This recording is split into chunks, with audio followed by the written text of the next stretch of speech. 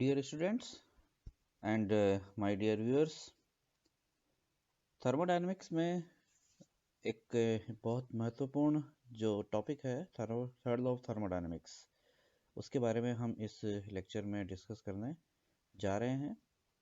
जैसा कि आप जानते हो कि मेरे YouTube चैनल पर हमने थर्मोडायनेमिक्स से रिलेटेड इससे पहले एंट्रोपीज़ के बारे में कंप्लीट जो डिस्कशन है वो हम कर चुके हैं, जहाँ पर एंट्रोपी क्या होती है, entropy as a state function, entropies के जो वेरिएशन है at constant temperature, volume at constant temperature and pressure, उनके बारे में हम डिस्कस कर चुके हैं। साथ ही साथ जो आइडियल गैसेस के लिए जो एंट्रोपीज होती है, यानी कि उनकी जो mixing entropies for ideal gases and the entropies of mixtures of ideal gases, दो बहुत ही जो इम्पोर्टेंट टॉपिक थे उनको भी हम वहाँ पर डिस्कस कर चुके हैं। तो उन्हें देखने के लिए आप यहाँ पर मैंने इंफॉर्मेशन टैब में उस चैनल उस एंट्रोपी वाले उसका जो प्लेलिस्ट का लिंक है वो शेयर किया हुआ है, तो आप जा करके वहाँ उन्हें देख सकते हैं। इस लेक्चर में हम शुरू करेंगे थर्ड लॉ ऑफ थर्मोडायनेमिक्स, यानी कि ऊष्मागतिकी के तृतीय नियम के बारे में, जहाँ पर सबसे पहले हम देखेंगे नर्स का जो ऊष्मा प्रमेय है, नर्स हीट थ्योरम, जो कि तृतीय नियम का बेसिस बना। और साथ ही साथ हम बात करेंगे यहाँ पर कंसेप्ट ऑफ रेजिडुअल एंट्रोपी के बारे में, कि जो रेजिडुअल एंट्रोपी है यानी कि जो अवशेष एंट्रोपी होती है वो क्या होती है। ये सब हम देखेंगे ऊष्मागतिकी के तृतीय नियम के अंदर। तो हम शुरू कर रहे हैं ऊष्मागतिकी का तृतीय नियम, जिसमें कि सबसे पहले हम देखेंगे क्या, नर्स्ट हीट थ्योरम।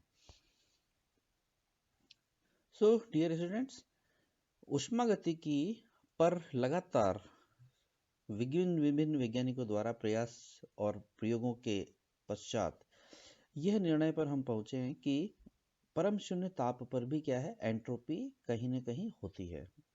अर्थात कुल मिलाकर के ये कह सकते हैं कि पहले ये माना जाता रहा था कि परम शून्य ताप पर जो एंट्रोपी होती है वो क्या है, नहीं होती है। यूँ इसलिए माना जाता था कि परम शून्य ताप होने पर किसी भी पदार्थ के अंदर जो उपस्थित अवयव होते हैं वो सारे के सारे अपने नियत स्थान पर होते हैं, तो वो एक निश्चित व्यवस्था के अंदर क्या जमे हुए रहते हैं।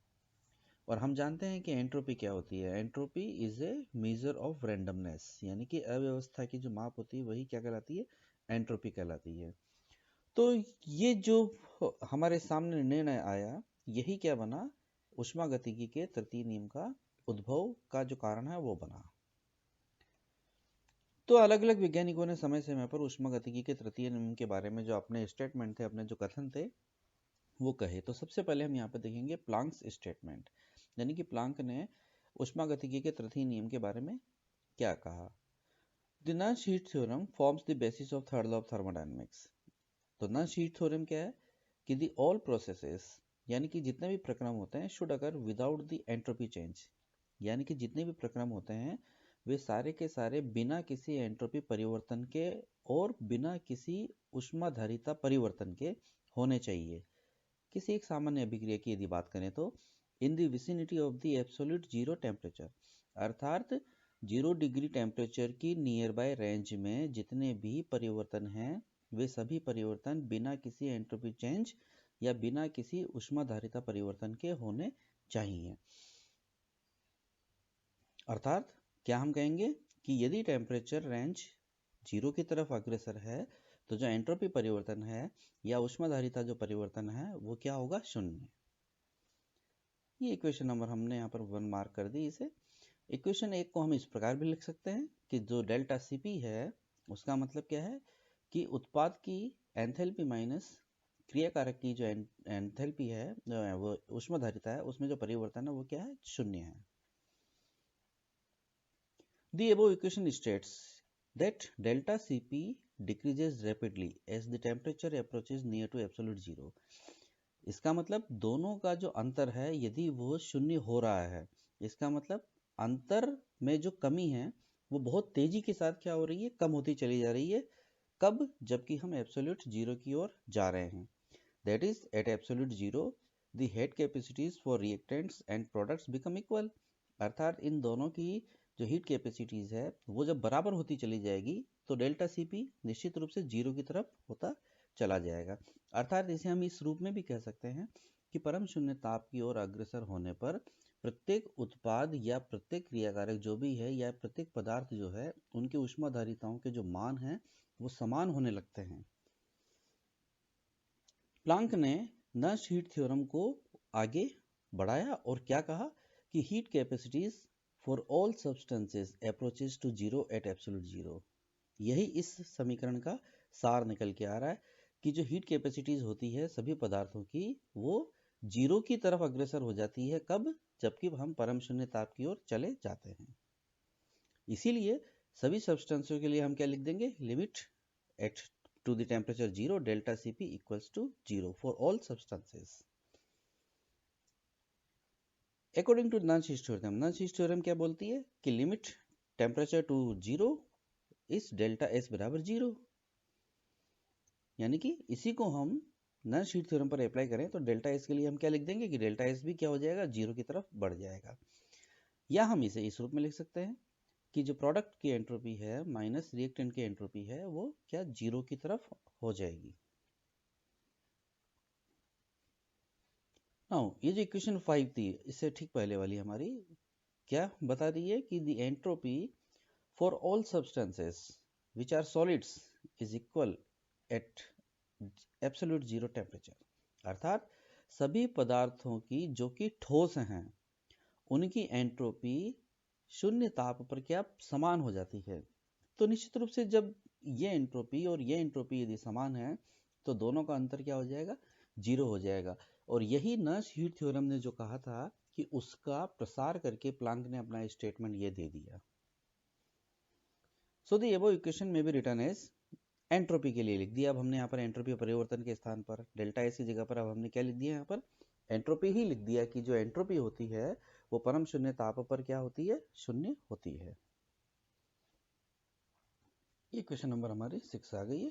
From the above discussion the third law of thermodynamics can be stated as. तो उस प्रकार से हम ऊष्मागतिकी के तृतीय नियम को हम किस प्रकार से बोल सकते हैं कि entropy for all liquids and solids approaches to zero at absolute zero temperature. अर्थात सभी पदार्थों जो कि लिक्विड हैं या द्रव हैं उनकी एंट्रोपी क्या होती है, जीरो की ओर अग्रसर होती है। कब? जबकि हम परम शून्य ताप की ओर चले जाते हैं।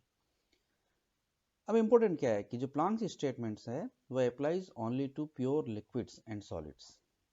यानी कि प्लांक का जो स्टेटमेंट है वो हम शुद्ध द्रव पदार्थ और शुद्ध ठोस पदार्थों पर ही लागू होता है, जबकि नर्स्ट का जो स्टेटमेंट है may apply for all condensed system including solution। यानी कि ऐसे सॉल्यूशन जो कि क्या है, हाईली कंसंट्रेटेड है, जिसको कि हम संघनित तंत्र के रूप में भी मान सकते हैं, वहां पर भी नर्स्ट का जो स्टेटमेंट है वो लागू होता था। अब ऊष्मागतिकी के तृतीय नियम को नर्स हीट थ्योरम को आगे बढ़ाते हुए लेविस और रैंडल ने भी अपना एक स्टेटमेंट दिया। इन्होंने क्या कहा, We know that Planck's statement is true only for crystalline solids। Planck का जो स्टेटमेंट है वो क्या है, ओनली जो क्रिस्टलाइन सॉलिड्स होते हैं जहां पर की कंप्लीट व्यवस्था होती है उनके लिए सही होता है। However, discussion leads to a new statement of third law of thermodynamics as stated by Lewis and Randall। यानी कि लेविस और रैंडल ने भी इसको आगे एक्सटेंड किया और अपने अनुसार इन्होंने ऊष्मागतिकी के तृतीय नियम को किस प्रकार से कहा कि एवरी सब्सटेंस यानी कि प्रत्येक पदार्थ has a finite positive entropy. यानी कि प्रत्येक पदार्थ की एक निश्चित धनात्मक एंट्रोपी होती है, but at the absolute zero temperature, परंतु जैसे ही हम परम शून्य ताप की ओर चलते हैं द एंट्रोपी बिकम्स जीरो, उनकी जो एंट्रोपी है वो शून्य हो जाती है। एंड दिस एक्चुअली डज, और यह ऐसा होता है, found correct in the case of perfectly crystalline solids. यानी कि उसी स्टेटमेंट को, उसी चीज को प्लांक ने, लेविस एंड रैंडल ने अपने इस प्रकार से इसको व्यक्त कर दिया कि प्रत्येक पदार्थ की एंट्रोपी एक निश्चित धनात्मक मान के रूप में होती है और जैसे जैसे हम परम शून्य ताप की ओर अग्रसर होते हैं वैसे वैसे उन सभी की जो एंट्रोपी होती है वो क्या होती है, शून्य की ओर अग्रसर होती चली जाती है। तो परफेक्ट क्रिस्टल क्या है? परफेक्ट क्रिस्टल क्या होता है? In perfect crystal there is a complete order of arrangement of constituents at 0 degree K. अर्थात ऐसा कोई भी ठोस पदार्थ जिसमें कि परम शून्य ताप पर एक निश्चित व्यवस्था क्या होती है उसके अवयवों की, उन्हें हम क्या कहते हैं, परफेक्ट क्रिस्टल का नाम देते हैं। तो ये तो हमारे उष्मागतिकी के तृतीय नियम के बारे में अलग अलग जो वैज्ञानिकों द्वारा दिए गए कथन थे या उनकी जो व्याख्या करी थी उसका एक संक्षिप्त यहाँ पर इंट्रोडक्शन है। अब हम बात करेंगे यहाँ पर तो कि जो एब्सोल्यूट एंट्रोपी है यानी कि जो निरपेक्ष एंट्रोपी है जो कि किसी एक वास्तव में किसी पदार्थ के पास होती है, उसको हम किस प्रकार से निर्धारित करें या उसकी जो गणना है वो किस प्रकार से करें, उसको हम यहाँ देखेंगे। मान लीजिए कि एक ठोस पदार्थ A है, उसको हम गर्म करते हैं किसी टेम्परेचर 0 डिग्री से लेकर के टेम्परेचर T तक। ये जो टेम्परेचर T है वो क्या है, उसके मेल्टिंग पॉइंट Tm से ठीक नीचे वाला टेम्परेचर है, यानी कि उससे कम टेम्परेचर वाला है। तब हम इस परिवर्तन को निम्न प्रकार से लिख सकते हैं, यानी कि एक ठोस पदार्थ है वो अपने ही ठोस रूप में ही परिवर्तित हो रहा है जो कि टेम्परेचर T है, लेकिन वो क्या है उसके गलनांक से कम है, यानी कि 0 डिग्री से हम T टेम्परेचर तक उसे सिर्फ गर्म कर रहे हैं और दाब क्या उसका P है। तो उस एंट्रोपी चेंज को हम कैसे लिखेंगे कि डेल्टा एस बराबर एस टी टेम्परेचर तक की एंट्रोपी माइनस 0 डिग्री के पर एंट्रोपी बराबर 0 टू टी तक हमने इंटीग्रेशन किया Cp by T D T. Now S T बराबर S0 plus 0 to T Cp by T D T. ये क्वेश्चन नंबर यहाँ पर हमारी बन गई है अभी 1।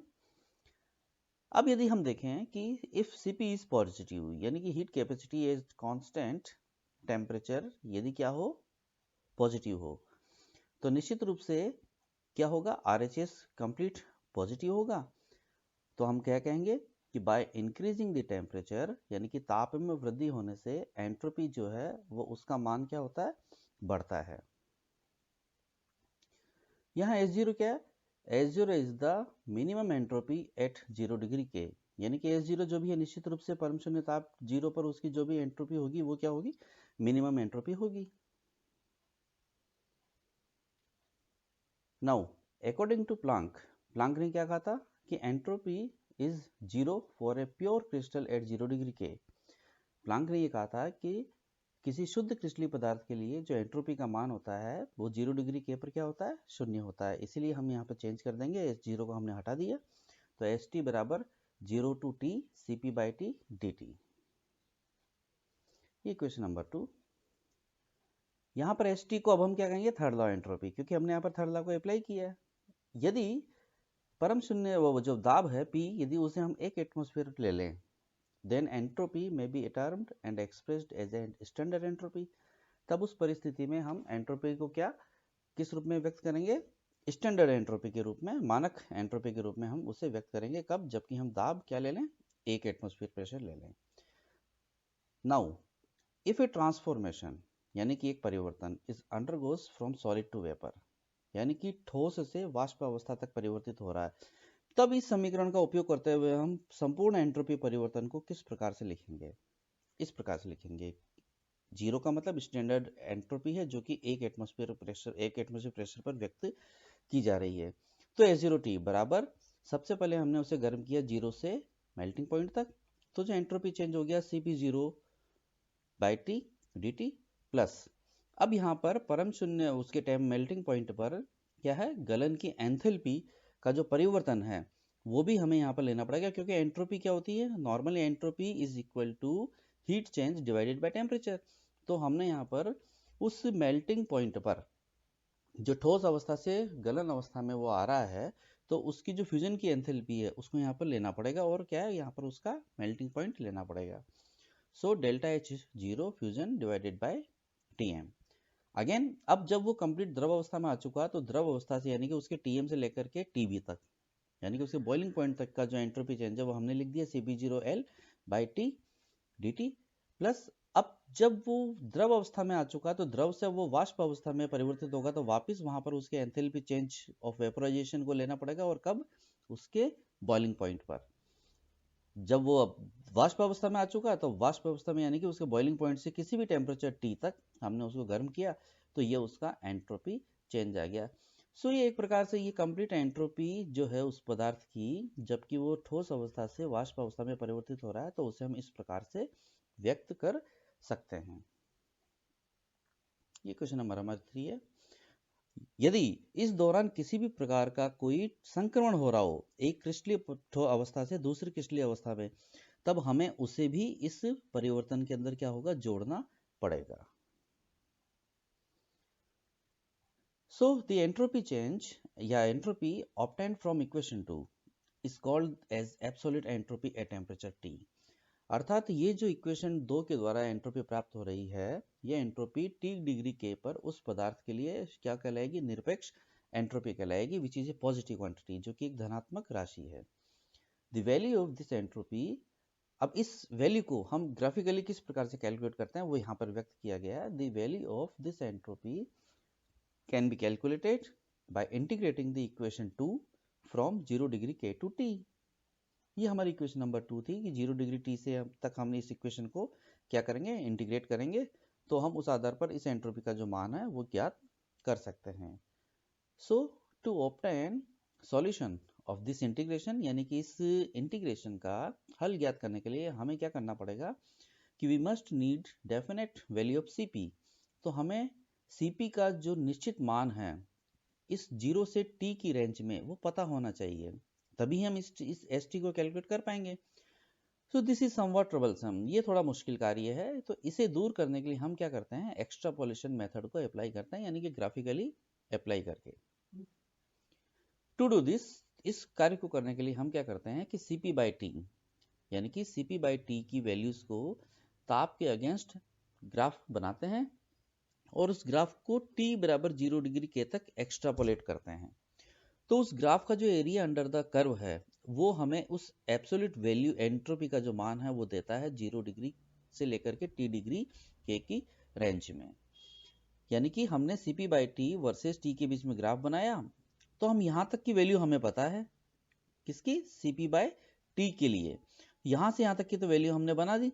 अब हम इस ग्राफ को यहाँ से इस ग्राफ के इस नेचर को देखते हुए यहाँ तक एक्स्ट्रापोलेट करेंगे, और ये जो एरिया है पूरा, ये एरिया पूरा हमें क्या वैल्यू दे देगा, एब्सोल्यूट एंट्रोपी का मान दे देगा।